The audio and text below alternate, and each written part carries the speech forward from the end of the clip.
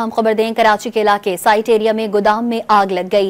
Rescue हुकाम के मुताबिक फायर ब्रिगेड की 6 गाड़ियां आग बुझाने में मसरूफ हैं। मजीद जानते हैं डॉन न्यूज के नुमाइंदे मोहम्मद बिलाल से। जी मोहम्मद बिलाल, बताइएगा आग लगने का वाकया कैसे पेश आया?